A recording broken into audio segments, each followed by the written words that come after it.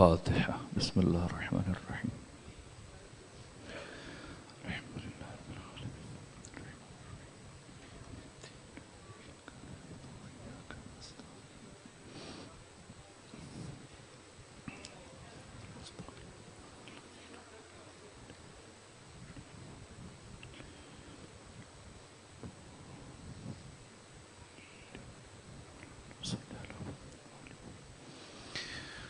أعوذ بالله من الشيطان الرجيم. بسم الله الرحمن الرحيم. الحمد لله رب العالمين بارئ الخلائق أجمعين. الحمد لأهله والصلاة على أهله.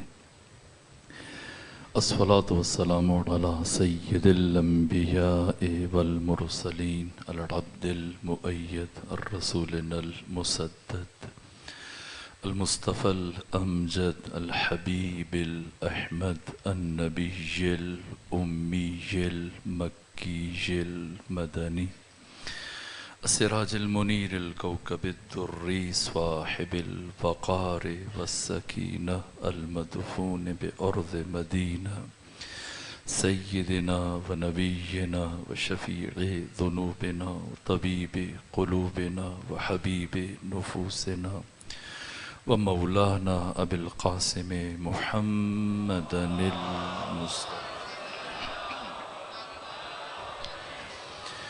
وأهل بيته الأطيبين الأطهرين الأنجبين المأصومين المظلومين ورحمة الله على أحبابهم وأصحابهم وشيعتهم ومحبيهم ومواليهم أجمعين ولعنة الله على أعدائهم ومنكري فضائلهم وغاصبي حقوقهم من جوم عداوتهم إلى الآن ومن الآن إلى قيام يوم الدين وبعد يوم الدين. أما بعد فقد قال حق سبحانه وتعالى في القرآن. بسم الله الرحمن الرحيم. إن الله يأمر بالعدل والإحسان وإيتاء ذي القربى وينهى عن الفحشاء والمنكر والبغي يعظكم لعلكم تذكرون. صلوات پیچھیے خاندان فاطمہ.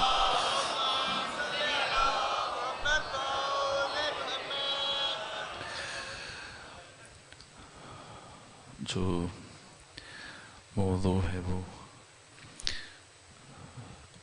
مؤخر ہوا اور جناب مخدوم صاحب کی خواہش کے احترام میں نے واقع غدیر سے متعلق کل کچھ گفتگو کی اور آج اس کا نتیجہ عرض کر کے پھر اپنی گفتگو اور موضوع کی طرف بڑھیں گے اور یہیں سے اپنی گفتگو کو آگے لے کے چلیں گے. کل تک میں نے آپ کی خدمت میں عرض کیا کہ حق تعالی نے معراج پر ختمی مرتبت کو بلایا اور قرآن مجید میں سورہ مبارکہ نجم میں 8ویں 9ویں اور 10ویں آیت میں یہ ارشاد فرمایا فَأَوْحَى إِلَىٰ عَبْدِهِ مَا أَوْحَى. یہ اعلان ولایت علی، پیغام ولایت علی، شب معراج ختمی مرتبت کو منتقل کیا گیا. ایسا نہیں کہ علی ابن ابی طالب غدیر کے دن مولا بنے، نہ، علی ازل سے مولا ہیں. جس طرح سے ایک صحابی نے امام ششم سے سوال کیا فرزند رسول آیت تطہیر 9 ہجری میں نازل ہوئی تو کیا اہل بیت 9 ہجری کو آیت تطہیر کے نزول کے بعد پاک ہوئے؟ تو حضرت نے امام صادق نے جواب دیا کہ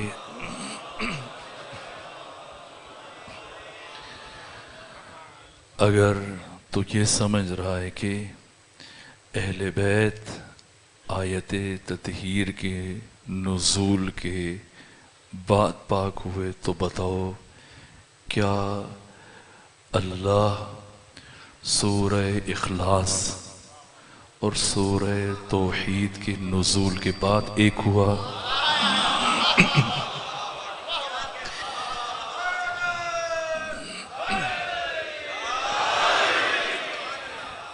یا خدا ازل سے ایک ہے؟ خدا ازل سے وحدہ لا شریک ہے۔ سورہ اخلاص نے آ کر حق تعالی کی وحدانیت کا اعلان کیا۔ اسی طرح سے اہل بیت رسول ازل سے پاک ہیں۔ آیت تطہیر نے آ کر ان کی طہارت کا اعلان کیا۔ اسی طرح سے علی ابن ابی طالب ازل سے مولا ہے۔ آیت بلغ نے آ کر علی کی ولایت کا اعلان کیا ہے۔ علی کب سے مولا ہے؟ جب سے ختمی مرتبت نبی ہے۔ ختمی مرتبت کب سے نبی ہیں؟ مسجد نبوی میں پیغمبر اسلام ایک دن صحابہ کے بیچ میں بیٹھے ایک بات کو بار بار بیان کر رہے ہیں، کنت نبیًا والآدم بین الماء والدین، میں اس وقت بھی نبی تھا جب آدم پانی اور مٹی کے درمیان تھے۔ ایک مرتبہ کہہ دیں نہ، 2 مرتبہ 3 مرتبہ برابر پیغمبر ایک بات کو دہرا رہے۔ یہ بھی بات سمجھانے کا ایک طریقہ ہے۔ پیغمبر اسلام کے سامنے کوئی پی ایچ ڈی ڈاکٹر بیٹھے ہوئے نہیں تھے۔ ملتان میں چلے جائیں، آج جو پرائمری سکول ہیں، ہائی سکول ہیں، کالجز ہیں، یونیورسٹیز ہیں، ختمی مرتبت نے جو اپنی نہضت کا آغاز کیا، 60 سال 70 سال 80 سال کے ناخواندہ افراد ہیں، انہیں حقیقتیں پہنچانا، ان کے دماغ میں اپنے مافِ ضمیر کو منتقل کرنا ایک مشکل مرحلہ ہے۔ یہ کام ختمی مرتبت نے کیا، اپنی نبوت کو سمجھایا اور بار بار ایک بات کی۔ لیکن ایک دفعہ کہیں 2 دفعہ کہیں، بار بار کیوں کہہ رہے ہیں؟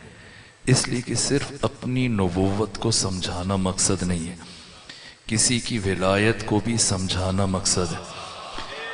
تو کہتے رہے کہتے رہے کہتے رہے، تب تک کہتے رہے جب تک علی مسجد میں داخل نہیں ہوئے۔ اور جب علی ابن ابی طالب مسجد میں داخل ہوئے اور پیغمبر کی الفاظ آپ کے کانوں سے ٹکرائے، وہ کھڑے کھڑے فرمائے یا رسول اللہ وَكُنْتُ وَلِيًّا وَالْآدَمُ بَيْنَ الْمَاءِ وَالدِّينِ، میں اس وقت بھی ولی تھا، اس وقت بھی مولا تھا جب آدم پانی اور مٹی کے درمیان تھے۔ آیت غدیر نے آ کر علی کو مولا بنایا نہیں، علی کی ولایت کا اعلان کیا۔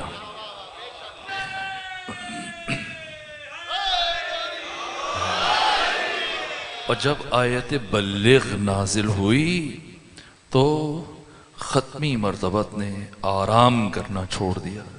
سال آخر ہے، میں نے گزشتہ سال بھی سید بزرگوار سے خواہش کی، عذر خواہی کی، لیکن دوستوں کی خواہش کے احترام میں پھر آپ کی خدمت میں حاضر ہوا، لیکن بشرط زندگی آنے والے سالوں میں حاضر ہونے کا ارادہ نہیں، تو لازم ہے، غدیر کی اہمیت کا تقاضا ہے، جناب مخدوم صاحب کی خواہش کا احترام بھی ہے، تو بات شروع ہوئی تو میں چاہتا ہوں کہ کسی حصے تک، کسی نقطے تک پہنچ جانی چاہیے، غدیر کی جزیات نسلوں تک منتقل ہو جائے۔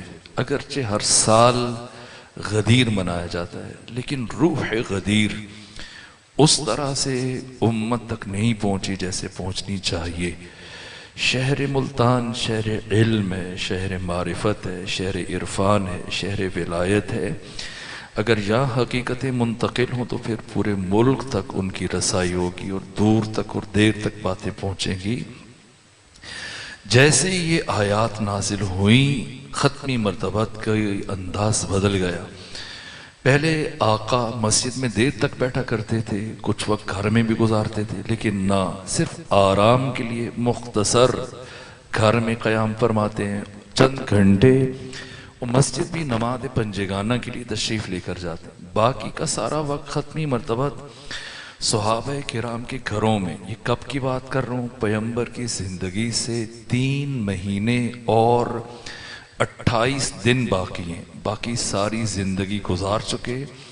اب یہ آخری تقریباً 4 مہینے ہیں۔ یکم ذی-القعدہ کی صبح سے پیغمبر کا یہ معمول ہے جو برابر 25 دن تک جاری رہا کہ پیغمبر ایک صحابی کے دروازے پر جاتے ہیں، دق الباب کرتے ہیں، دستک دیتے ہیں۔ جیسے وہ صحابی دروازہ کھولتا ہے تو ایک حیرت انگیز خوشی کہ آج آقا میرے گھر تشریف لائے، پہلی مرتبہ بلایا نہیں، دعوت نہیں دی، خود چل کے آئے، خوش ہے، دروازہ کھولتا ہے، اندر تشریف لائے، چاہتا ہے پیغمبر بیٹھے یہ مہمان نوازی کرے، پانی پیش کرے، خرما پیش کرے، لیکن پیغمبر وہیں دروازے پر کھڑے کھڑے بس ایک جملہ ارشاد فرماتے اور آگے بڑھ جاتے ہیں، فرماتے ہیں سنو میرے صحابی، میری زندگی کے چند دن باقی رہ گئے، کچھ دن باقی رہ گئے، اور میں اپنے پہلے اور آخری حج کے لیے مکہ جا رہا ہوں، اور تم پر واجب ہے کہ اس سفر میں میرے ساتھ شامل ہو جاؤ، اور اگر تم میرے ساتھ اس سفر میں سہیم نہ ہوئے، شریک نہ ہوئے، تو تم دشمن خدا اور دشمن رسول قرار پاؤ گے، اور تم پر اللہ اور اس کے رسول کی لعنت ہوگی۔ یہ تہدید آمیز لہجہ، صحابی حیران، پریشان، سرگردان۔ آقا پہلی بار آئے اور اتنی سخت بات اور اتنا سخت پیغام دے کے جا رہے ہیں، جہاں تک خود جا سکتے تھے خود گئے، اپنے معتبر معتمد صحابہ کو منتخب کیا، مدینے کے تمام گھروں میں یہ پیغام پہنچوایا، جس کا نتیجہ یہ ہوا کہ 25 ذی-القعدہ بروز ہفتہ جب پیغمبر اسلام نے مدینہ چھوڑا، 80,000 افراد پیغمبر کے ساتھ مدینے سے چلے، جن میں بچے تھے، بوڑھے تھے، مرد، خواتین، خواص، عوام، سب شامل ہیں۔ 2 بیویوں کا انتقال ہو چکا تھا، 9 ازواج زندہ تھیں، 9 کی 9 اس سفر میں پیغمبر کے ساتھ شامل ہیں۔ زینب کبریٰ، زینب صغریٰ، حسن و حسین، ام ایمن، تمام خواتین، سب کے سب اس سفر میں پیغمبر کے ساتھ شامل ہیں۔ اور 25 ذی-القعدہ بروز ہفتہ جب چلے، اب دیکھیں راستے میں جو پیغمبر کا سفر ہے، جو دیہات ہیں، قریے ہیں، بستی ہیں، شہر ہیں، جہاں سے پیغمبر گزر رہے ہیں، مقام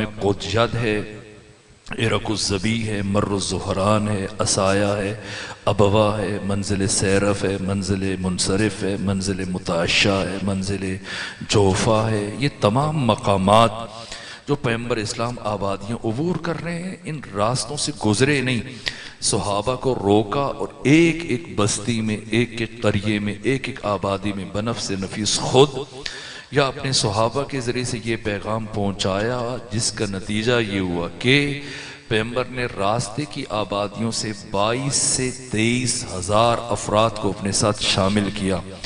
تیسری جانب علی ابن ابی طالب مدینہ میں موجود نہیں تھے، آپ کو پیغمبر اسلام نے مال خدا، مال امام، خمس اور زکوٰۃ کی جمعآوری کے لیے پہلے سے یمن روانہ کر دیا تھا۔ تو اب علی یمن میں پیغمبر گرامی اسلام نے علی ابن ابی طالب علیہ السلام کے لیے پیغام روانہ کی، ایک تیز رفتار قاصد کو منتخب کیا اور یہ پیغام دے کے بھیجا کہ علی سے کہیں جتنا جلد واپس آ سکتے ہیں واپس آئیں، لیکن مدینے واپس نہیں آنا، مکہ کی طرف سفر کریں، اور علی سے یہ کہنا کہ اکیلے نہ آئیں، جتنے افراد کو اپنے ہمراہ لے کر آ سکتے ہیں لے کر آئیں۔ یوں یمن سے مولا متقیہ نے، یہ وہ تاریخی حقائق ہے جنہیں سب نے لکھا، نہ کہ کسی ایک محدث نے لکھا، ایک مورخ نے لکھا، ایک سیرت نگار نے، نہ، یہ اہل تسنن، اہل تشیع سب نے، میں کم ترین تعداد پر اکتفا کر رہا ہوں، یہاں تک کہ 12,000 افراد جن کا تعلق یمن سے تھا، یہ بھی مولا متقیان کے ساتھ آئے، اور یہ عظیم الشان کاروان ختمی مرتبت کے ساتھ 5 ذی الحج کو آ کے ملا، منسلک ہوا۔ جب ختمی مرتبت مکہ کے اندر داخل ہو رہے تھے، 5 ذی الحج بروز منگل، یہ 80,000 افراد جو مدینہ سے آئے، 23,000 افراد راستے کی آبادیوں سے شامل ہوئے، 12 سے 13,000 افراد جو علی علیہ السلام کے ہمراہ یمن سے آئے کم سے کم 1.25 لاکھ افراد. یہ عظیم الشان اجتماع 5 ذی الحج منگل کو مکہ میں داخل ہوا. پیغمبر اکرام اسلام نے احرام مولا متقیان کے سپرد کیا اور پوچھا کہ علی کس نیت سے حج کریں گے؟ کہا جیسے ہی آپ کا پیغام مجھ تک پہنچا تھا تو میں نے اسی لمحے یہ نیت کی تھی پروردگار کی بارگاہ میں کہ پروردگار جو تیرے نبی کی نیت ہے وہی تیرے علی کی نیت ہے.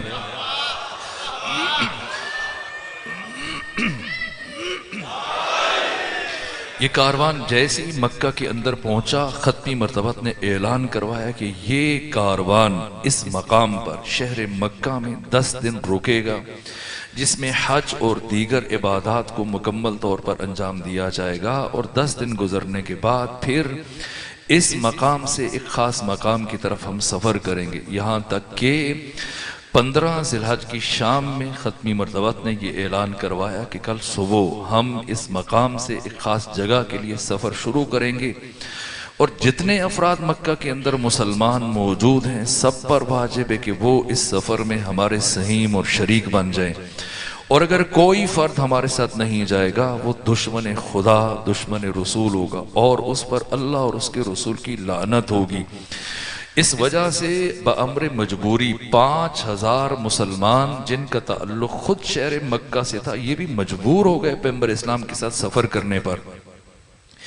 اور اس اعلان کی وجہ سے صحابہ کرام کی حیرت میں اضافہ ہو رہا ہے کہ آخر جب خود مکہ کے لوگ جو یہاں کے رہنے والے انہیں کیوں زحمت دی جا رہی ہے. اب ایسا موقع کہ تمام حجاج کرام مکہ میں اکٹھے ہیں، پیغمبر یہاں کہتے ہیں جو کہنا چاہتے ہیں. کتنے مقامات ہیں، مزدلفہ میں کہیں، مشعر الحرام میں کہیں، عرفات میں کہیں، مینا میں کہیں. حج کے خطبے میں ختمی مرتبت وہ اعلان کر دیں اگر کچھ کہنا چاہتے ہیں. آخر کہاں لے کے جانا چاہ رہے ہیں؟ یہاں سے حیرت اور زیادہ بڑھنے لگی، استعجاب میں تحیر میں اور زیادہ اضافہ ہونا شروع ہوا، اور 16 ذی الحج کی صبح میں یہ عظیم الشان کاروان مکہ سے چلا. اور ختمی مرتبت کے ساتھ ہمراہ یہ سفر عجیب سفر ہے. اب جیمیں گوئیاں شروع ہو رہی ہیں، گفتگویں شروع ہو رہی ہیں، تجسس بڑھ رہا ہے، حصے کنج کافی عروج پر ہے. پورے راستے میں ایک دوسرے سے پوچھ رہے ہیں پیغمبر کیا کہنا چاہتے ہیں، کیوں مکہ میں نہیں کی، کیوں مشعر الحرام میں، دوسرے مقامات پہ، خطبہ حج میں. پروردگار حج کے موقع پر بھی یہ اعلان کروا سکتا تھا، لیکن اگر اللہ حج کے موقع پر یہ اعلان کرواتا، ختمی مرتبت حج کے موقع پر علی کی ولایت کا اعلان کرتے، تو آج مورخ یہ تحریر کرتا کہ ختمی مرتبت نے حج کا خطبہ دیا تھا اور حج کی انجام دہی کی وجہ سے دین مکمل ہوا تھا. ضمناً اپنے خطبے میں پیغمبر نے ذکر کیا تھا کہ تم علی سے بھی محبت رکھنا، علی سے بھی دوستی رکھنا. اس لیے یہ غدیر کی اہمیت ہے، غدیر کی انفرادیت ہے کہ حق تعالیٰ کی مشیت ہے کہ غدیر کو ضمنی حیثیت نہ دی جائے. اس لیے حج کے موقع پر خانہ کعبہ میں یہ مقام منتخب نہیں کیا گیا، در حالانکہ اہم ترین مقام ہے، لیکن اس مقام کو منتخب نہیں کیا گیا. یہاں تک کہ یہ 5000 افراد اہل مکہ یہ بھی اس کاروان کے ساتھ شامل ہوئے. کم از کم جو یعقوبی نے لکھا ہے، مسعودی نے لکھا ہے، 1,20,000 افراد جوفا کو عبور کرتے ہوئے میدان خم میں پہنچے. اس صحرا کا نام خم ہے. غدیر اس کے اندر ایک تالاب ہے، اس تالاب کو غدیر کہا جاتا ہے، لیکن تالاب کی جگہ ہے، بہت بڑی جگہ ہے، وسیع و عریض جگہ ہے. آج بھی آپ جا کر دیکھیں آثار اپنی جگہ پر باقی ہیں، اگرچہ وہاں پہ جھاڑیاں بڑھ چکی ہیں، ایک رونق اس طرح سے نہیں ہے، لیکن پھر بھی وہ مقامات اسی طرح سے اپنی جگہ پر قائم ہیں. غدیر اس جگہ کا نام خم ہے. غدیر اس خم کے اندر اس بڑے تالاب کو کہا جاتا تھا جہاں پر بارش کی وجہ سے چند دن کے لیے پانی کھڑا ہو جاتا تھا، پھر خشک ہو جاتا تھا، ریت اسے جذب کر لیتی تھی. اس میدان کا، اس تالاب کا نام غدیر تھا. ختمی مرتبت نے میدان خم میں، اس صحرائے خم میں مقام غدیر کا انتخاب کیا. صحرا میں نہیں ٹھہرایا، اندر اس جگہ پر جو بڑی سی، جس طرح سے آپ کے ملتان میں اسٹیڈیم ہے، راولپنڈی میں ہے، اسلام آباد میں ہے، کراچی میں، لاہور میں، بڑے شہروں میں جیسے کھیلوں کے میدان ہوتے ہیں، اس میں سہولت یہ ہوتی ہے کہ چاروں طرف لوگ بیٹھ کر اس کو دیکھ سکتے ہیں، مشاہدہ کر سکتے ہیں. ختمی مرتبت نے اس جگہ کو منتخب کیا، یہ حکم پروردگار تھا۔ آج بھی اگر آپ کو غدیر میں جانے کا اتفاق ہو تو اگر دو دوست کھڑے ہو جائیں، ایک گوشے سے ایک کونے سے ایک فرد آواز بلند کرے تو اس مقام کی خصوصیت ہے کہ آج بھی اس کی آواز بہت سہولت کے ساتھ دوسرے کونے تک پہنچتی ہے، دوسرے کونے تک سنی جاتی ہے۔ ازل سے اس مقام کو حق تعالی نے علی ابن ابی طالب اور آپ کی بیٹوں کی ولایت کے اعلان کے لیے منتخب کر رکھا تھا غدیر کو۔ اس سے پہلے کبھی کوئی کاروان اس مقام پر نہیں رکا، کوئی قافلہ اس مقام پر نہیں رکا تھا، اس لیے کہ نہ یہاں پر کوئی درخت تھا، نہ پانی کا انتظام تھا، خاردار جھاڑیاں تھی، صحرا تھی، کبھی کوئی کاروان اس سے پہلے نہیں رکا تھا۔ اگر یہ قافلوں اور کاروان کے رکنے کی جگہ ہوتی اور ختمی مرتبات رک جاتے تو مورخ اس طرح سے تحریر کرتا کہ ختمی مرتبت آرام کے لیے ٹھہرے تھے، رکے تھے اور سستانے کے لیے رکے تھے۔ ضمناً اس موقع پر ختمی مرتبت نے یہ اعلان کر دیا تھا کہ جو مجھ سے محبت کرتا ہے علی سے محبت کرے، علی سے دوستی رکھو نہ۔ یہ انفرادیت ہے غدیر کی کہ آج تک کبھی کوئی کاروان نہیں رکا تھا، اس لیے سب کی حیرت اور بڑی کہ ختمی مرتبت نے اس جگہ کا انتخاب کیوں کیا ہے۔ یہ غدیر کی انفرادیتیں جبھی امام پنجم امام محمد باقر علیہ السلام فرماتے ہیں کہ تاریخ انسانی میں، تاریخ بشر میں کوئی بھی اعلان مثل غدیر نہ ہوا نہ قیامت تک ہوگا۔ یہ انفرادیتیں ختمی مرتبت نے ایسے مقام کو چنا، ایسی جگہ کو چنا، یہاں تک کہ اب گرمی بڑھ رہی ہے چونکہ طلوع آفتاب کے قریب پہنچے تھے، صبح میں پہنچے تھے، اور اس کے بعد ختمی مرتبت نے لوگوں کو جمع کرنے کا حکم دیا کہ جو پیچھے رہ گئے انہیں بلایا جائے، جو آگے جا چکے انہیں واپس لایا جائے۔ بات کی اہمیت کی مد نظر، ورنہ کہہ دیتے کہ کوئی بات نہیں، وہ اتنے تھکے ہوئے ہیں، سفر کر چکے ہیں، تو تم بعد میں جب وہ ملے ان سے ملاقات ہو تو ان کو بتا دینا، نہ، واپس لے کے آؤ اور انتظار کرو، جو رہتے ہیں آہستہ آہستہ چل رہے ہیں سب پہنچ جائیں تب میں بات کروں گا۔ نہ، یہ ایسا نہیں کہ اب تم آ گئے ہو، بڑی تعداد پہنچے ہوئے تو پیغمبر اعلان کر دیں، لیکن نہیں، ختمی مرتبت کی خواہش ہے کہ ایک ایک فرد براہ راست اس اعلان کو سنے۔ انتظار کیا گیا یہاں تک کہ جب سارے جمع ہوئے، آگے والے پیچھے آگے، جو رہ گئے تھے وہ پہنچ کے جب سب جمع ہوئے تو کہا کہ سب اکٹھے ہو گئے، آپ شروع کر دیجئے، خطبہ دیجئے۔ ختمی مرتبت نے جب سب جمع ہوئے اور سب نے خواہش کی کہ خطبہ دیں تو پیغمبر نے فرمایا کہ ممبر کے بغیر خطبہ کیسے دیا جا سکتا ہے، اب ممبر بناؤ تاکہ میں خطبہ دوں۔ جیسے ہی پیغمبر اسلام نے یہ بات کی تو پریشانی اور بڑھنے لگی اور شمع رسالت کے پروانے صحراؤں میں ادھر ادھر پھیلنا شروع ہوئے، ڈھونڈنا شروع کیا کہ کسی طرح سے کوئی ممبر کا انتظام ہو جائے۔ لیکن کافی دیر تتبع، تفحص، چھان پھٹک اور تلاش کے بعد جب لوٹ کر آئے تو سب نے اپنی درماندگی کا، بے بذاتی کا، کم مائگی کا، اپنی تواضع کا اظہار کیا۔ یا رسول اللہ، یہ صحرا ہے، ریگستان ہے، حد نگاہ تک ریت ہی ریت ہے، نہ لکڑی، نہ بڑھی، نہ سامان، نہ اوزار، ہم ممبر کہاں سے بنائیں؟ تو ختمی مرتبت نے فرمایا کہ مجھے ممبر چاہیے، اس لیے کہ اللہ نے میری رسالت کو اس اعلان پر موقوف قرار دے دیا، میری رسالت کو اس اعلان پر مشروط قرار دے دیا۔ عجیب ہے، یہ امام اہل سنت علامہ جلال الدین سیوطی جن کی وفات 911 ہجری میں ہوئی، انہوں نے الاتقان میں تحریر کیا کہ نزول تدریجی کے اعتبار سے یہ جو قرآن ٹکڑوں میں اترا ہے 23 سالوں میں، اس اعتبار سے قرآن کی زیادہ آیتیں، 99% سے زیادہ آیتیں صرف ایک مرتبہ نازل ہوئیں۔ قرآن کی چند آیتیں جو 2 مرتبہ نازل ہوئیں، ان میں سے ایک سورہ فاتحہ ہے جسے سبع مثانی کہا جاتا ہے، ایک مرتبہ مکہ میں نازل ہوئی، دوسری مرتبہ مدینہ میں نازل ہوئی۔ قرآن کی کوئی آیت 3 مرتبہ نازل نہیں ہوئی سوائے آیت بلغ کے، آیت بلغ 3 مرتبہ نازل ہوئی۔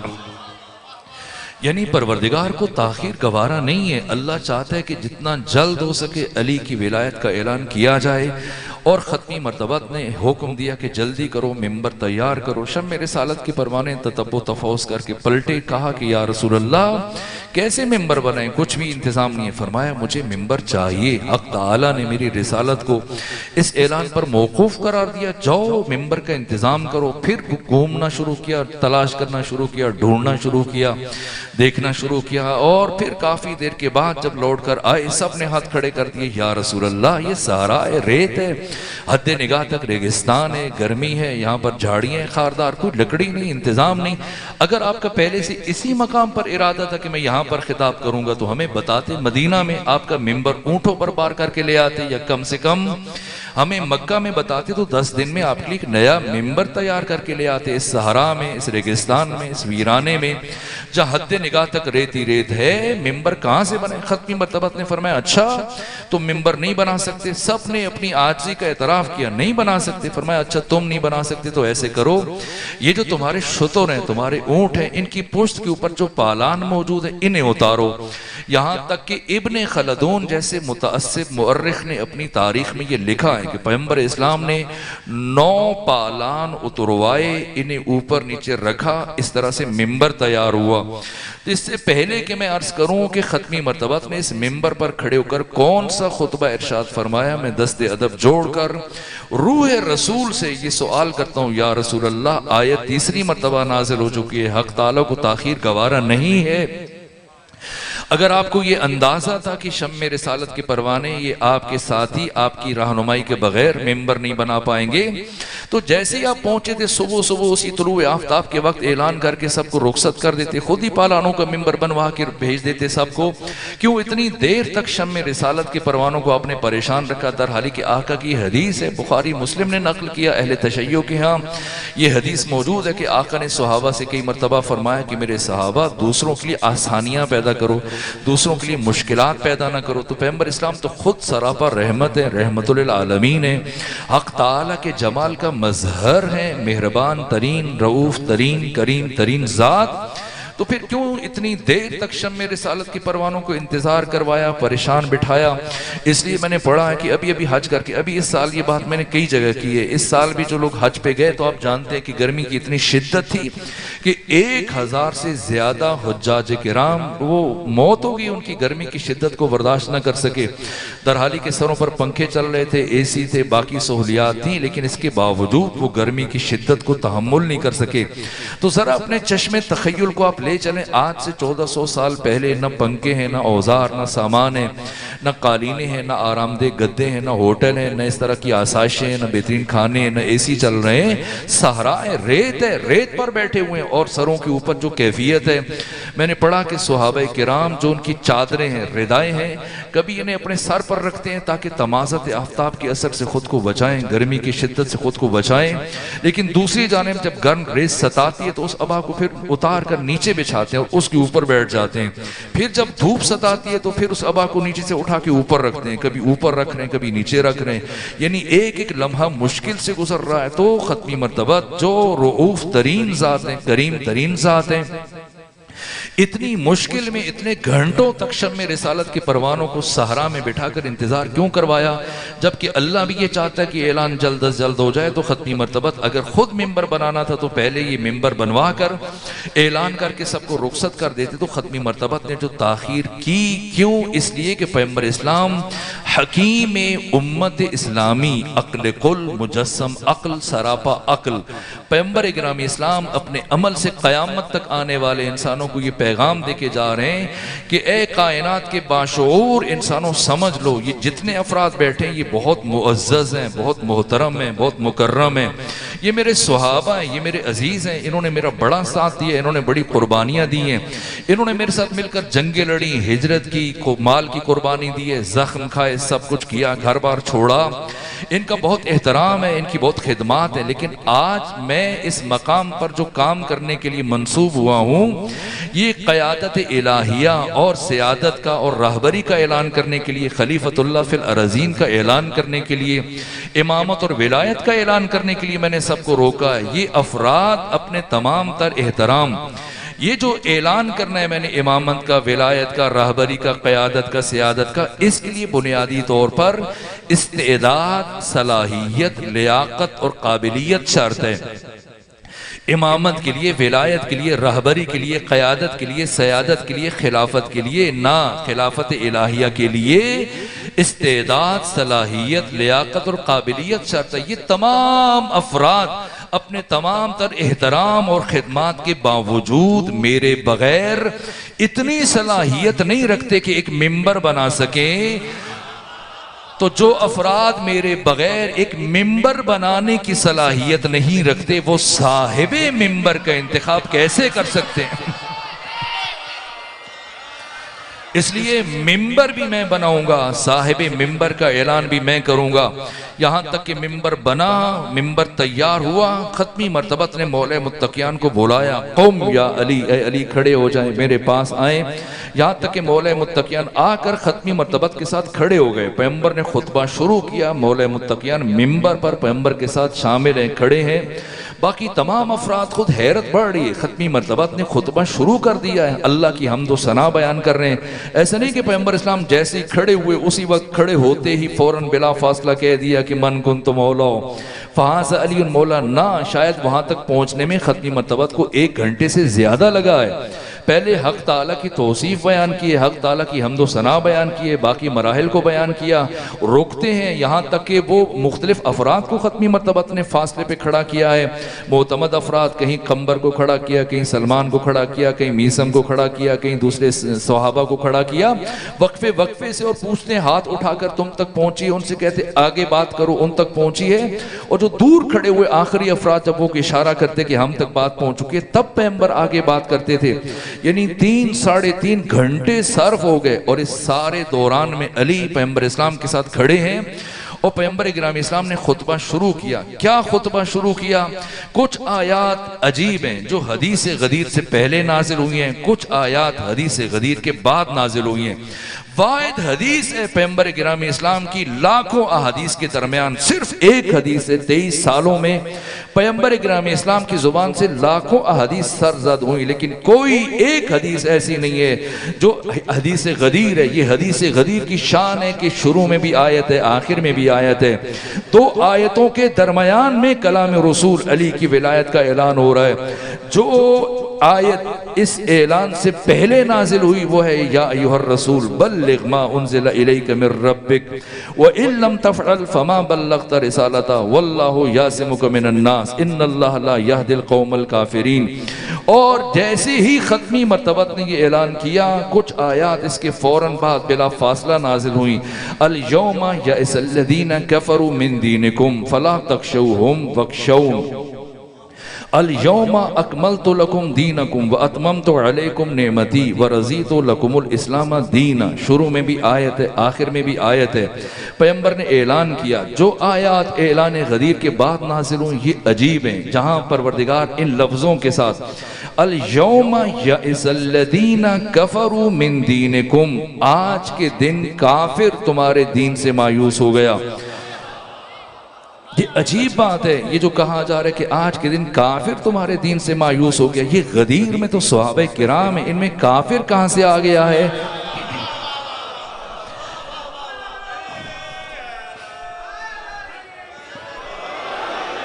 یہ عجیب ہے۔ یعنی جیسے ہی اعلان ہوا تو فرمایا جا رہا ہے کہ الیوم یئس الذین، 3 آیتیں غدیر سے متعلق۔ ایک اعلان غدیر سے پہلے نازل ہوئی، اس میں بھی کفر کا ذکر ہے، جو اعلان غدیر کے فوراً بعد نازل ہوئی اس میں بھی کفر کا ذکر ہے، جو اس کے کچھ وقفے کے بعد حارث بن نعمان فہری کے نازل ہوئی اس کے لیے بھی کفر کا ذکر ہے۔ جو آیت پہلے نازل ہوئی اس میں خدا کیا فرما رہے کہ آپ یہ اعلان کریں، نہ ڈریں نہ گھبرائیں، اور ساتھ میں یہ خبر بھی دے دی کہ ان اللہ لا یہدی القوم الکافرین، اللہ کبھی بھی کافروں کی ہدایت نہیں کرتا۔ اور جیسی اعلان مکمل ہوا دوبارہ خدا نے فرمایا الیوم یئس الذین کفروا من دینکم، آج کے دن کافر تمہارے دین سے مایوس ہو گیا۔ اور پھر جب ایک کافر آگے بڑھا جو مسلمان کے بھیس میں تھا، صحابی کے بھیس میں تھا، آگے بڑھ کر جیسے یہ کہا کہ من کا او من اللہ، فوراً خدا نے تیسری مرتبہ فرمایا سأل سائل بعذاب واقع للکافرین لیس لہ دافع من اللہ ذی المعارج، یہ آیا ہے آپ سے عذاب کی خواہش کر رہے تو بتاؤ کہ اللہ کی طرف سے کافروں کے لیے اب کوئی جائے پناہ نہیں ہے۔ یعنی جو علی کا دشمن ہے خدا کی نگاہ میں کافر ہے۔ یہ عجیب بات ہے، غدیر پیغام دے رہی ہے بشریت کو، غدیر بتا رہی ہے کہ جو حق کی معرفت رکھتے وہ پہچان لے حق کو۔ ایک وہ ہے جیسے حق کا پتہ نہیں ہے، جہالت کا شکار ہے، اس تک ابھی تک حقیقت نہیں پہنچی ہے، لیکن اگر کوئی بدبخت حقیقت کو سمجھتا ہے، ولایت کی اہمیت کو سمجھتا ہے، پیغام ولایت اس تک منتقل ہوا ہے، جانتا ہے کہ پیغام ولایت خدا کی طرف سے، علی اور علی کے بیٹوں کی ولایت کا اعلان اللہ کی طرف سے ہے، اس کے باوجود جانتے ہو کہ یہ حکم قرآن ہے، حکم خدا ہے، حکم دین ہے، اب اگر جان بوجھ اٹھ کر یہ انکار کرے گا، دشمنی کرے گا، حجت بازی کرے گا، اس کی منمانی تعویلیں کرے گا، مولا کا یہ مانا ہے، مولا کا فلاں مانا ہے، مولا کو فلاں مانا ہے، تو پھر خدا کی نگاہ میں یہ کافر ہے، اس کے کفر میں کسی طرح کا کوئی شک نہیں ہے۔ اگر مولا کا مانا دوست ہے تو پھر وہ مبارکباد کس بات کی دی جا رہی تھی کہ ہنیئن لک یا ابو الحسن، اے ابو الحسن، ہنیئن لک یا ابن ابی طالب، اے ابو طالب کے بیٹے علی، آپ کو مبارک ہو، اصبحتا و امسیتا مولا کل مومن و کل مومنہ۔ یہ کون کہہ رہا ہے؟ 100 سے زیادہ کتابوں میں درج ہے، یہ جمہور سواد اعظم کے دوسرے خلیفہ عمر ابن خطاب آگے بڑھ کر مبارکباد دے رہے ہیں علی ابن ابی طالب کو، اے ابو طالب کے بیٹے آپ کو مبارک ہو کہ آج کے دن سے آپ ہر مومن کے مولا ہو گئے، ہر مومنہ کے مولا ہو گئے۔ یہ مبارکباد دوستی کی دی جاتی تو 2 مرتبہ تو آپ کی دوستی کا ختمی مرتبہ نے جب بھائی بنایا تھا، دوستی سے اوپر کی منزل اخوت، اور مکہ میں بھی جب سلسلہ اخوت پڑھا گیا تب بھی علی اکیلے بچے تھے، اور جب مدینہ میں عقد اخوت پڑھا گیا تھا، ایک کو دوسرے کا بھائی بنایا جا رہا تھا، حذیفہ کو سلمان کا بھائی بنایا جا رہا تھا، ابو بکر کو عمر کا بھائی بنایا جا رہا تھا، اب اسی طرح سے ابو ذر کو مقداد کا بھائی بنایا جا رہا تھا، سب کو ایک دوسرے کو طلحہ کو زبیر کا بھائی بنایا گیا۔ مکہ میں مدینہ میں 2 مرتبہ مواخات کا سلسلہ ہوا، مکہ میں بھی علی اکیلے بچ گئے تھے، مدینہ میں بھی علی اکیلے بچ گئے تھے۔ مکہ میں بھی علی نے پوچھا یا رسول اللہ سب کو سب کا بھائی بنایا، میرا بھائی کون ہے؟ مجھے میرا بھائی کسی کو نہیں بنایا۔ اور مدینہ میں بھی علی نے جب یہ پوچھا تو پیغمبر نے فرمایا علی تو دنیا میں بھی میرا بھائی ہے، میں تمہارا بھائی ہوں۔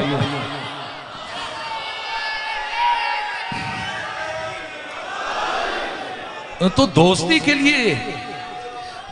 لیے اتنا روکا جائے گا، دوستی کے لیے اتنا اہتمام کیا جائے گا، یہ بات ناقابل فہم ہے۔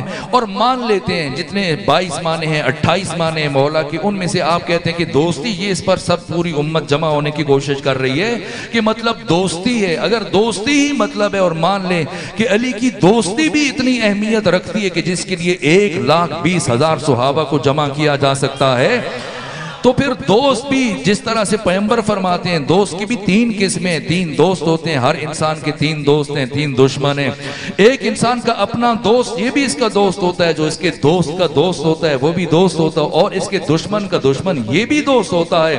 اور اسی طرح سے 3 انسان کے دشمن ہوتے ہیں، ایک اس کا اپنا دشمن، یہ اس کا دشمن ہے، اور اس کے دوست کا دشمن بھی پیغمبر نے کہا یہ بھی اس کا دشمن ہے، اور اسی طرح سے اس کے دشمن کا دوست یہ بھی اس کا دشمن ہے۔ تو انسان کے 3 دشمن ہیں، 3 دوست ہیں۔ علی کی دوستی جب اتنی اہمیت رکھتی ہے کہ جس کے لیے ختمی مرتبہ اس صحرا میں پالانوں کا منبر بنا کر 1,20,000 صحابہ کرام کی موجودگی میں علی کی دوستی کی سفارش کر رہے ہیں، تو پھر اگر علی کو دوست مانتے ہو تو جو علی کے مقابلے میں آ رہا ہے اس کا کیا حساب بنے گا؟ اسے کس طرح سے رضی اللہ قرار دو گے؟ اگر علی کی دوستی اتنی اہمیت رکھتی ہے تو کم سے کم دوست تو سمجھو، پھر علی کے دوست کی بھی اہمیت ہے، اور اگر علی کا کوئی دشمن آتا ہے تو اسے بھی اپنا دشمن سمجھو، اس لیے کہ پیغمبر فرما کے جا رہے ہیں۔ آخر کون سا اعلان ہے، کیا بات ہے، یہ سمجھنا ہے۔ الیوم یئس الذین کفروا من دینکم، آج کے دن کافر تمہارے دین سے مایوس ہو گیا۔ تعجب ہوتا ہے ذوالعشیرہ میں ایسی بات نہیں کی گئی، باقی مقامات پر احد میں، خندق میں، خیبر میں، ذات السلاسل میں، فتح مکہ کے موقع پر نہیں کہا گیا۔ جب پورے مکہ پر قبضہ ہو گیا مسلمانوں کا تب خدا کو کہنا چاہیے تھا کہ آج کے دن کافر مایوس ہو گیا۔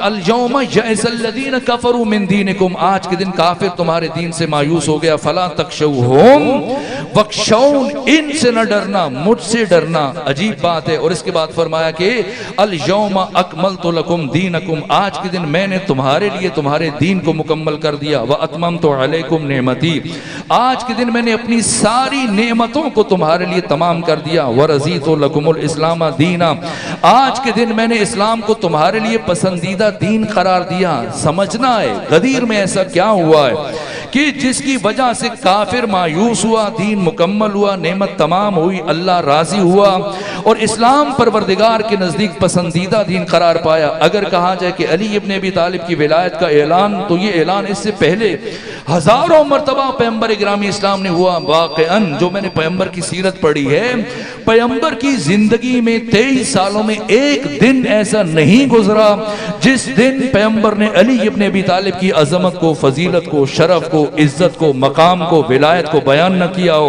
کوئی موقع نہیں۔ دیکھیں یہاں پر ہزاروں کا اجتماع ہے، یہاں پر ایک بات کروں میں تو بات سمجھ میں آتی ہے۔ پیغمبر گرامی اسلام اس چیز کا خیال نہیں رکھتے تھے، اجتماع ہے تب خلوت ہے، تب جلوت ہے، تب اکٹھے ہیں، تب صحابہ ہزار کی تعداد میں، تب ایک ہے، تب دو ہیں، تب چار ہیں، تب خاتون سامنے بیٹھی ہے، کوئی بیوی سامنے بیٹھی ہے، تب اس طرح کوئی سسر بیٹھا ہوا ہے سامنے، تب کسی کی پرواہ نہیں کر رہے۔ میں حیران ہوتا ہوں، غار ثور جا کے پڑھیں سیرت النبی پر، جتنی بھی کتابیں لکھی گئی ہیں سب نے لکھا ہے غار ثور میں ختمی مرتبہ جب جا رہے ہیں غار کے واقعات کو بیان کیا جاتا ہے، سانپ کے ڈسنے کی باتیں کی جاتی ہیں، سانپ نظر آنے کی باتیں کی جاتی ہیں۔ تمہیں اس تاریخ غار کے اندر سانپ نظر آ رہا ہے، غدیر کے اوپر علی نظر نہیں آ رہا ہے۔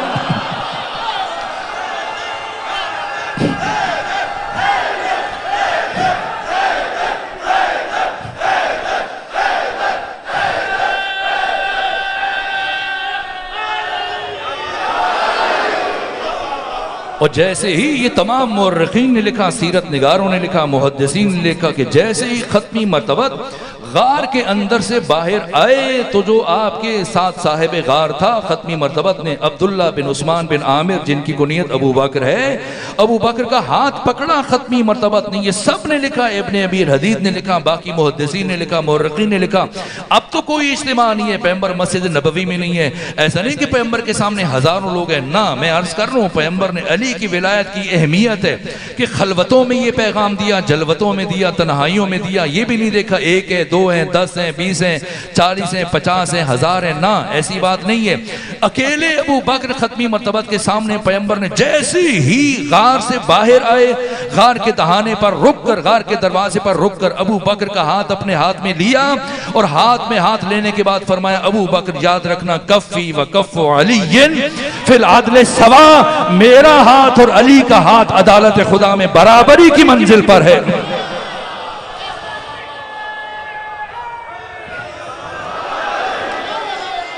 عجیب پیغام ہے، عجیب بات ہے، عجیب مراحل فکر ہیں۔ یہاں تک کہ اگر خلافت کی بات کی جائے، اگر ولایت کی بات کی جائے، اگر امامت کی بات کی جائے، غزوہ تبوک کے موقع پر ختمی مرتبہ نے کیا ارشاد فرمایا ہے؟ بخاری مسلم نے لکھا، ترمذی ابن ماجہ نے لکھا، ابو داؤد نسائی نے لکھا، علی متقی ہندی نے کنز العمال میں لکھا، لیکن انہوں نے حدیث کا آخری حصہ چھوڑ دیا ہے۔ لیکن امام حاکم نیشاپوری نے مستدرک علی صحیحین، وہی معیار جس معیار پر امام مسلم ابن حجاج اور امام اسماعیل بخاری نے بخاری اور مسلم کو لکھا، معیار وہی تھا لیکن چند ہزار احادیث پر اکتفا کیا۔ اسی معیار کو جاری رکھتے ہوئے امام حاکم نیشاپوری نے مستدرک علی صحیحین تحریر کی، جس معیار پر امام مسلم بن حجاج نے لکھا، جس معیار پر امام اسماعیل بخاری نے صحیح بخاری کو لکھا، وہی معیار ہے جس معیار پر حدیث کا انتخاب ان دو نے کیا ہے۔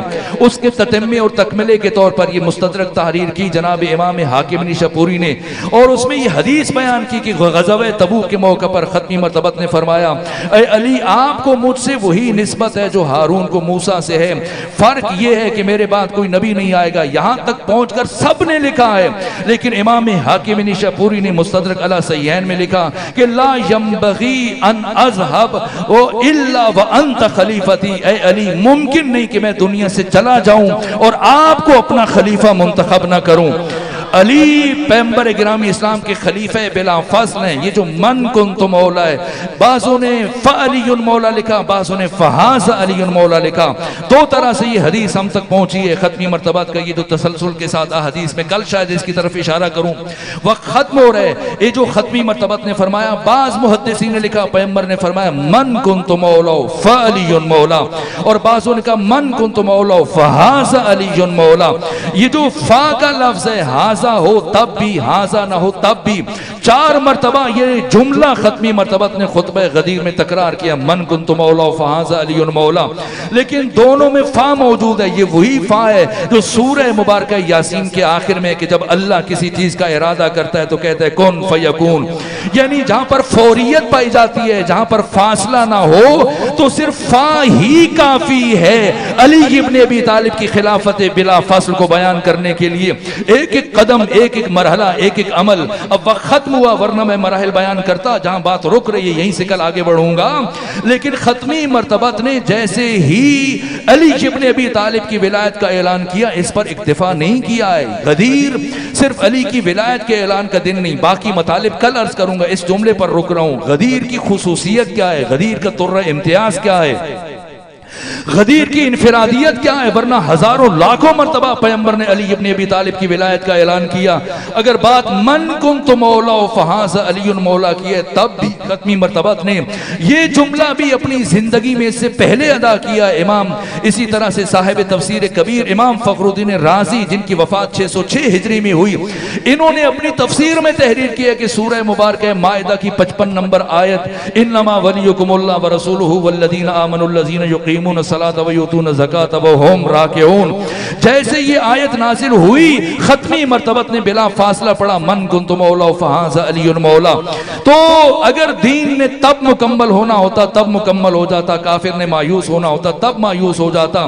کیا ہوا ہے غدیر کے دن، غدیر کے امتیازات، وہ خصوصیات اور انفرادیتیں میں کل آپ کی خدمت میں اشارہ کروں گا، آج اس جملے پر رک رہا ہوں کہ غدیر کا دن اگر یہ بات پہنچا سکوں، جو اصطلاح ہے علمی اصطلاح ہے، غدیر علی ابن ابی طالب کی ولایت کی تنصیب فعلی ہے، تنصیب فعلی۔ اسی لیے آیت غدیر میں اللہ نے جو لفظ استعمال کیا ہے، یہ نہیں کہا اگر کہہ رہے ہیں یا ایھا الرسول بلغ ما انزل الیک، پہنچائیے، تو کہنا چاہیے تھا کہ یہ بات پہنچا دیں۔ اگر یہ بات نہ پہنچائی وَإِن لَّم بَلِّغْ، اگر یہ بات نہ پہنچائی تو آپ نے کچھ نہ کیا، نہ ادھر کہا یا ایھا الرسول بلغ ما انزل الیک، اور ساتھ کیا فرمایا وَإِن لَّم تفعل، اگر یہ کام نہ کیا۔ زبانی پہنچانے کی بات نہیں ہو رہی ہے، تنصیب فعلی کی بات ہو رہی ہے۔ اسی لیے دیکھیں جتنی بھی کتابیں تاریخ کی، سیرت کی، حدیث کی، ادھر ختمی مرتبت نے اعلان کیا، ادھر ابو الفدا ابن کثیر نے یہ تحریر کیا، صاحب البدایہ والنہایہ نے، اور اہل تسنن کے بڑے بڑے علماء نے تحریر کیا کہ ختمی مرتبت نے اپنے سر سے امامہ اتارا، جس امامے کا نام صحاب تھا، اور وہ امامہ علی کے سر پر پہنایا ہے۔ یہ عجیب ہے، یہ جو دستار بندی ہو رہی ہے غدیر کے اندر، اس کا راز کیا ہے؟ یہاں پر بھی کئی مرتبہ اس امام بارگاہ میں آیا، دستار بندی کی جاتی ہے اور کروائی جاتی ہے، اس کی حکمت کیا ہے میں کل اس کی طرف اشارہ کروں گا۔ علی ابن ابی طالب کی ولایت کا اعلان جس طرح سے غدیر میں ہوا، ایک طرف آپ کو امامہ پہنایا، دوسری طرف اگر بات دوستی کے تو پھر بیعت کس لیے کروائی جا رہی ہے؟ لوگ تحمل نہیں کر سکتے، ورنہ میں آپ کی خدمت میں عرض کرتا، آیت اللہ دشتی نے اپنی کتاب منزلت غدیر میں تحریر کیا، اردو میں ترجمہ ہو چکی ہے، کہ علی کے ہاتھ پر، علی اور علی کے 11 بیٹوں کی ولایت پر سب سے پہلے کس نے بیعت کی ہے؟ خود پڑھ لیجئے گا، یہ معمولی بات نہیں ہے۔ اور 3 دن تک پہ ہم مسلسل بیعت ہوتی رہی، مردوں کی بیعت پر اکتفا نہیں کیا گیا، پہلے مردوں نے بیعت کی، ایک بڑا خیمہ نصب کر دیا گیا، اور مردوں کی بیعت مکمل ہونے کے بعد پھر ختمی مرتبات نے کہا چلو مردوں نے بیعت کر لی، نہ ایک طرف اگر جمہور کے دوسرے خلیفہ یہ کہہ رہے ہیں کہ یبن ابی ہنیئن لک یبن ابی طالب، اے ابو طالب کے بیٹے آپ کو مبارک ہو کہ اصبحت و امسیت مولا کل مومن و کل مومنہ، کہ آج کے دن سے آپ ہر مومن کے مولا ہو گئے اور ہر مومنہ کے بھی مولا ہو گئے۔ علی صرف مومنوں کے مولا نہیں ہے، علی مومنہ کے بھی مولا ہے، اور مومنہ تب تک مومنہ رہ سکتی ہے جب تک وہ علی کی ولایت کو مانے۔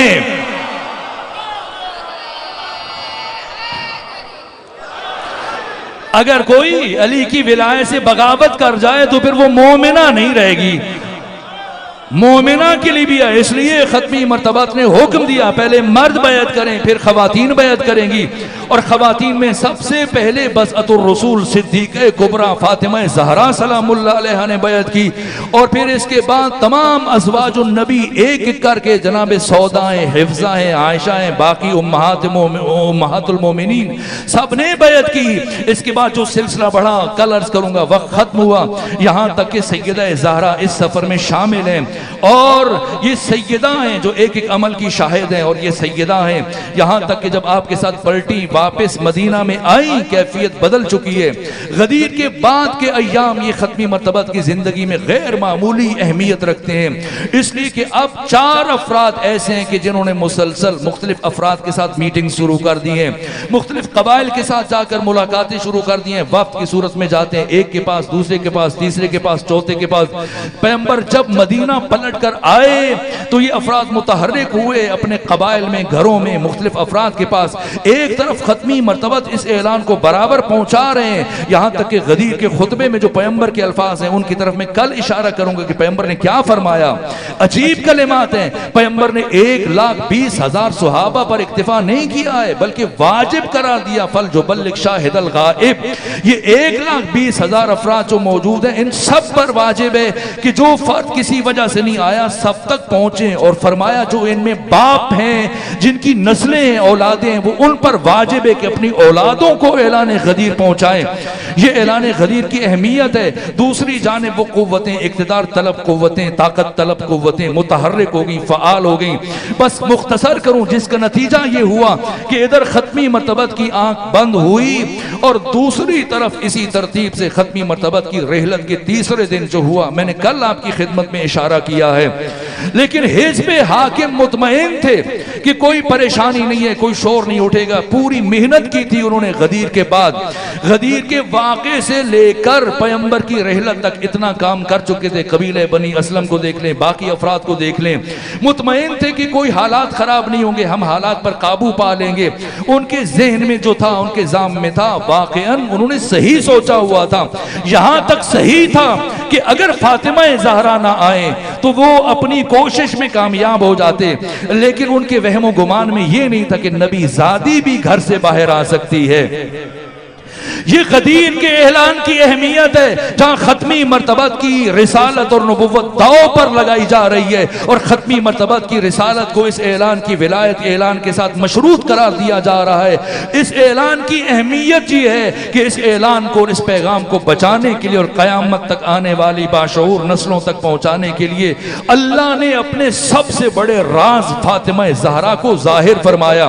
اگر غدیر کی بقا اور ولایت کا اعلان باشعور نسلوں تک پہنچانا مقصود نہ ہوتا تو اللہ کبھی بھی فاطمہ زہرا کو زمین پر نہ اتارتا، کبھی اپنے سب سے بڑے راز کو عیاں نہ فرماتا، جبکہ فاطمہ زہرا کی بھی مشیت یہی ہے، جبکہ خدا کی مشیت بھی یہی ہے۔ علی متقی ہندی نے کنز الامال میں یہ حدیث لکھی ہے کہ قیامت کے دن جب سیدہ زہرا کی سواری میدان محشر میں آئے گی تو خدا تمام اہل محشر سے، جس میں انبیاء ہوں گے، اولیاء ہوں گے، صالحین، اتقیاء سب ہوں گے، خدا سب سے فرمائے گا یا اہل معاشر غضوا ابصارکم ونکسوا رؤوسکم، اے اہل معاشر اپنے سروں کو جھکاؤ، اپنی آنکھوں کو بند کر لو۔ تو لوگ سوال کریں گے کیا ہونے جا رہا ہے، تو خدا فرمائے گا میرے حبیب کی بیٹی فاطمہ زہرا آ رہی ہے۔ یعنی اللہ کی غیرت کو یہ گوارا نہیں ہے کہ کوئی سیدہ زہرا کی طرف آنکھ اٹھا کے دیکھے، کوئی نبی آنکھ اٹھا کے دیکھے، یہ گوارا نہیں خدا کو، اور یہ خدا کی مشیت ہے۔ اور فاطمہ کی مشیت کیا ہے؟ فاطمہ وہی چاہتی ہیں جو خدا چاہتا ہے۔ ہمیں بتانے کے لیے پیغمبر نے ایک دن سیدہ سے پوچھا، فاطمہ بتائیں آپ کی زندگی کی سب سے بڑی خواہش کیا ہے؟ جواب دیا، بابا اس دنیا میں میری صرف ایک خواہش ہے۔ تو پوچھا کون سی خواہش ہے؟ فرمایا میری خواہش ہے کہ کوئی نامحرم مجھے نہ دیکھے، نہ میں کسی نامحرم کو دیکھوں۔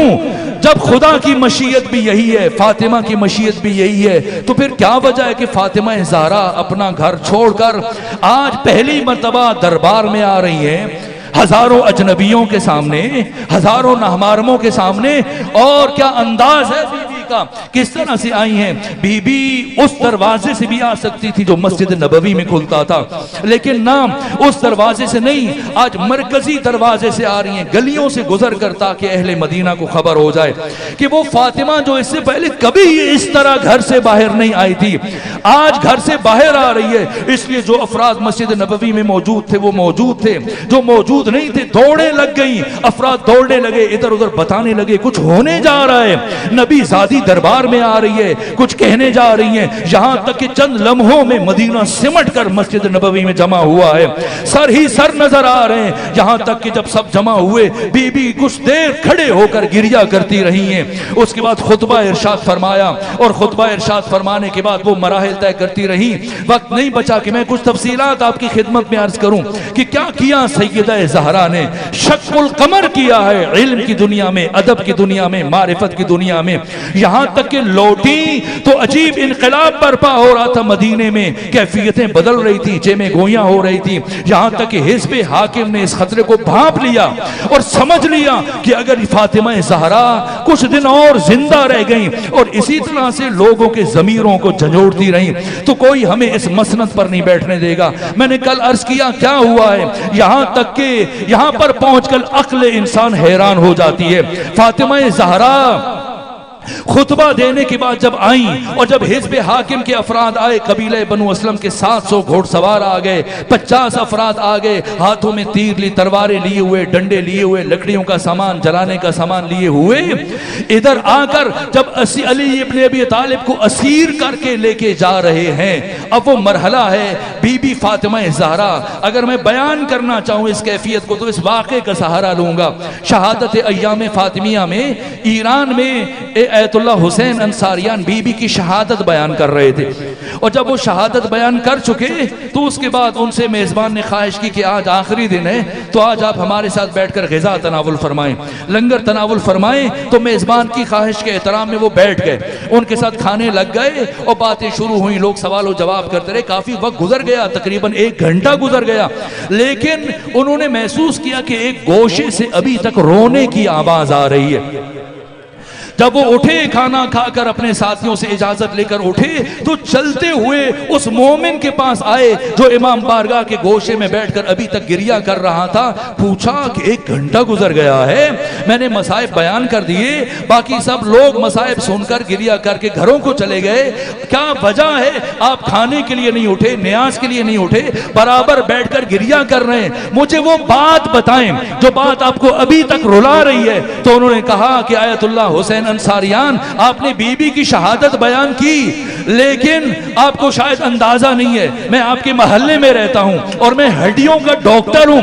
آج آپ نے مصائب بیان کرتے ہوئے پڑھا ہے کہ سیدہ زہرا کی ساری پسلیاں ٹوٹ گئی تھی. آپ نے مصائب میں پڑھا سیدہ زہرا کی پسلیاں ٹوٹ گئیں. میں جانتا ہوں اگر کسی انسان کی ایک پسلی ٹوٹ جائے اس کے لیے سانس لینا مشکل ہو جاتا ہے.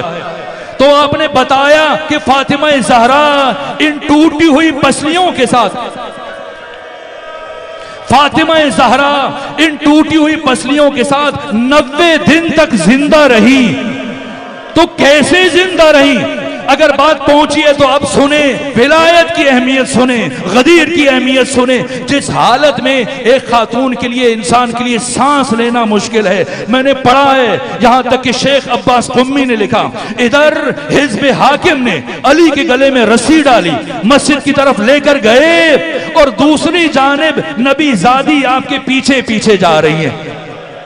ایسی حالت جس میں سانس لینا مشکل ہے, کبھی بیٹھ جاتی ہیں پھر اٹھتی ہیں, فضا کا سہارا لیتی ہیں, کبھی دیوار کا سہارا لیتی ہیں. آخر کیا مجبوری ہے؟ جب علی کو لے گئے تو فاطمہ کیوں جا رہی ہیں؟ اس لیے کہ فاطمہ جانتی ہیں یہ جو لشکر علی کو لے کر گیا یہ علی سے بیعت کا مطالبہ کرے گا اور علی مر جائیں گے, قیامت تک بیعت نہیں کریں گے. اور جب علی بیعت نہیں کریں گے مبادا یہ امام وقت کو, ولی خدا کو, جانشین مصطفیٰ کو شہید نہ کر ڈالیں. اس لیے شمع ولایت کو فروزہ رکھنے کے لیے, امامت کی زندگی کو بچانے کے لیے اس لیے جا رہی ہیں, امامت کے تحفظ کے لیے. اسے فاطمہ زہرا کہتے ہیں. یہ محافظہ ولایت ہے. آئے شکریہ ادا کریں اس بی بی کا جس نے علی کو بچا کے ہم تک پہنچایا ہے, جس نے ولایت کو بچا کے ہم تک پہنچایا ہے.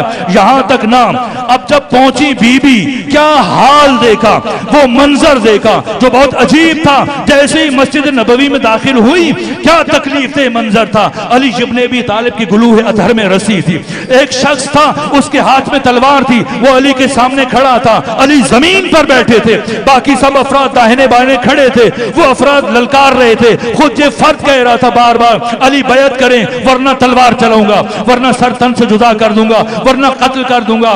سب جانتے ہیں آج وسیع رسول تلوار نہیں چلائیں گے اس لیے کہ دین کا تحفظ مطلوب ہے. ایسے عالم میں جب سیدہ زہرا مسجد نبوی میں داخل ہوئی یہ منظر دیکھا. ایک مرتبہ گریہ کرتے ہوئے اپنے بابا کی قبر کی طرف بڑھی, قبر رسول کی طرف بڑھی اور بڑھ کر اس مجمع کو خطاب کرتے ہوئے ایک جملہ کہا اچھا تم علی سے بیعت لینا چاہتے ہو, لو تم علی سے بیعت مانگو. ابھی میں اپنے بابا کی قبر پر اپنے سر سے ردا ہٹا کر میں اپنے بابا کی قبر پر اپنے سر سے ردا ہٹا کر تمہارے خلاف بد دعا کروں گی, تمہارے خلاف بد دعا کروں گی. میرے عزیزوں میں نے پڑھا ہے جناب سلیمان فارسی روایت کرتے ہیں جب بی بی کی زبان سے یہ جملے جاری ہو رہے تھے کہا ادھر بی بی کی بد دعا کی کلمات کی جب یہ وعید سنا رہی تھی میں نے مسجد نبوی کی دیواروں کو بلند ہوتے ہوئے دیکھا, میں نے مسجد نبوی کی دیواروں کو بلند ہوتے ہوئے دیکھا, اتنی بلند کہ درمیان قد کا آدمی اس کے نیچے سے گزر سکے. یہاں تک کہ جیسے یہ آواز علی کے کانوں تک پہنچی مجھے بلایا, فرمایا سلمان جاؤ نبی زادی کو منع کرو بد دعا نہ کریں. جیسے ہی پیغام پہنچا فاطمہ زہرا نے اپنے ہاتھ نیچے کیے اور پلٹ کر آئیں.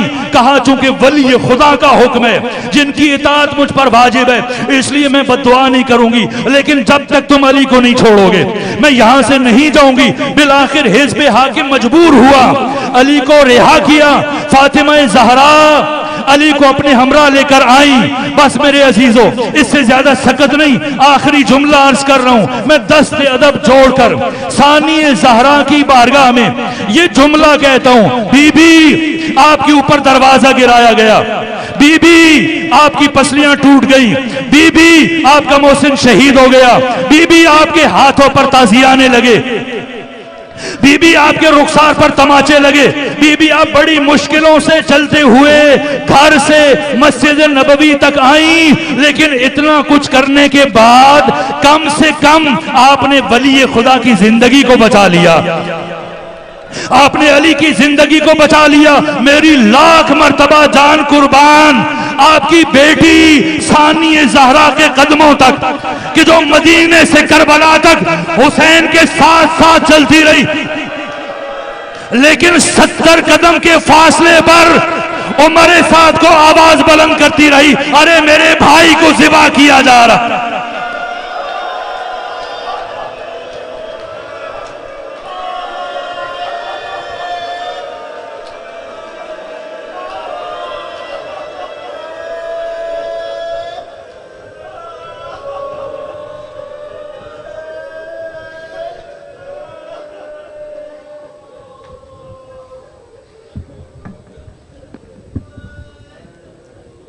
متوجہ زیارت. السلام علیکہ یا نبی اللہ, السلام علیکہ یا رسول اللہ, السلام علیکہ یا نور اللہ, السلام علیکہ یا باعث الہدی, السلام علیکہ یا حجت اللہ, السلام علیکم ورحمۃ اللہ وبرکاتہ.